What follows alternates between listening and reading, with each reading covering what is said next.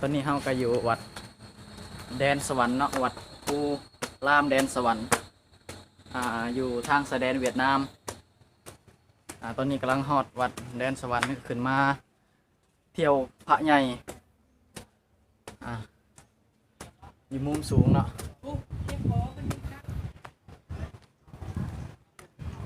คือเบิ่งพระใหญ่นำกันเนาะ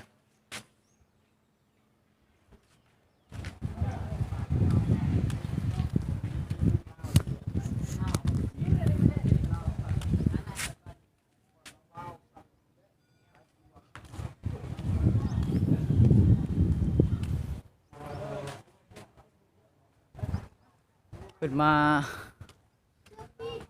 เบิ่งพระใหญ่โอ้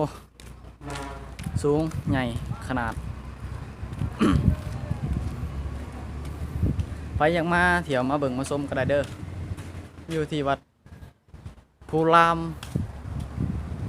แดนสวรรค์อยู่ชายแดนเวียดนาม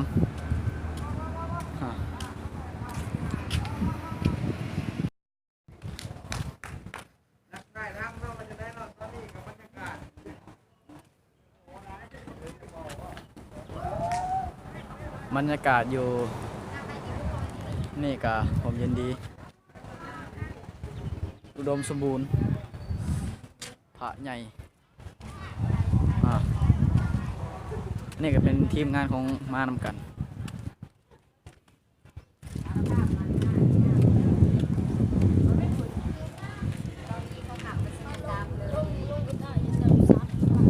ตอนเขาเห็นเด็กปีก้อยฝังให้ก้อยเดี๋ยวจะพอถ่ายทำนิดนึงถ่ายทำประสานเนาะอย่าชมยูทูบ สบายดี ส สบายดีมื้อนี้ก็แม่นวันที่28แม่นบ่วะ แม่นละ เป็นวันที่28เดือน7กรกฎาคมเนาะเป็นมื้อที่ว่ามาผ่อนคลายบรรยากาศเป็นมื้อวันอาทิตย์เนาะวันมื้อเนาะแม่นแล้วบรรยากาศที่บ้านแดนสวรรค์ มาให้กินได้ แขว เนาะ งสวรรณเขตเมืองเซโปนมื้อนี้ก็เป็นมาท่องเที่ยวอันนั้นวัดภูรามพระเจ้าใหญ่ที่ภาพบรรยากาศก็ทางวิภูพาเนาะไปลงยูทูบคอยเพิ่งลงยูทูบคอยไปหน่อย เราบอกขอโน่นพนักงานภาคให้เจ้าต้องปั้นให้คอยเขาบอกตัดออกได้เสียงไปทีนะเอาลงเลยอยู่วัดภูรามแบบนั่นแหละเนาะแบบซูเฟอร์นั่นอ้วนเพิ่นได้มันง่ายเปล่าอะไรต่ออีกไปนี่ก็ประมาณ20 นาทีก็สิได้ข้ามไปอยู่ลาวบาวแขวงกงจิเมืองลาวบาวแขวงกงจิเนาะที่ได้ไปเที่ยว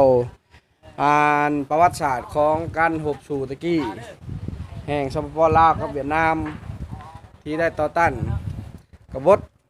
จบเท่านี้แหละบ่หลายจะหน่อยคิดการต่อการเมืองเพิ่น